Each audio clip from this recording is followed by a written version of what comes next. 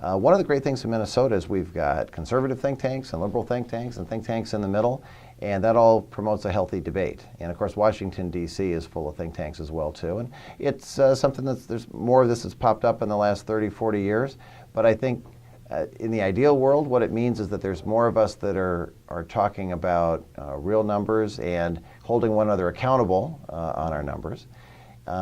What excites me is how in Minnesota we're changing the way we look at things like taxes. You used to have some liberals who said, well, we can just keep raising taxes and that'll solve our problems. You had conservatives who said, the goal is to always cut taxes. And the reality, like many of these things, is somewhat in the middle. You have to have enough taxes so that you can maintain roads, so you can pay for your schools.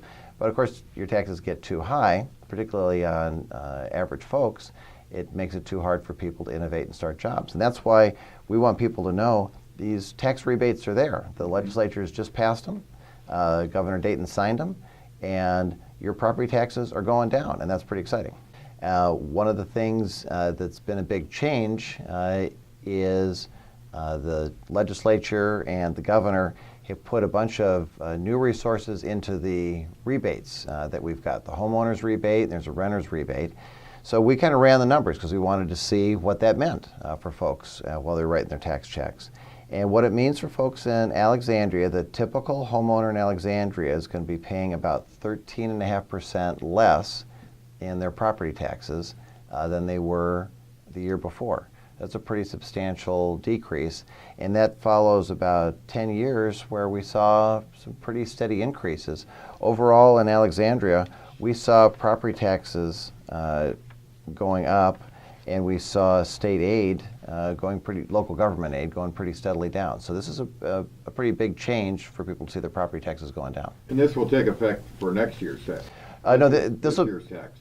This is this year's property taxes, so 2014. So okay. People, of course, are made a payment, are going to be making payments coming up here in May, and then more payments in October.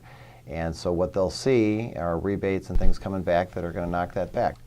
Because the renter's rebate's important. That was cut back a lot in previous years, and now they bumped that up now in the last couple of years, so there's more money for renters. But they do need to file for that. And that's money that comes back in the form of a check. Homeowners and renters both get that check in August.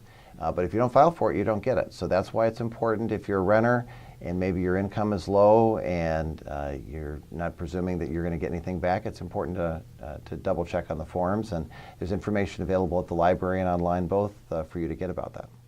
The online tax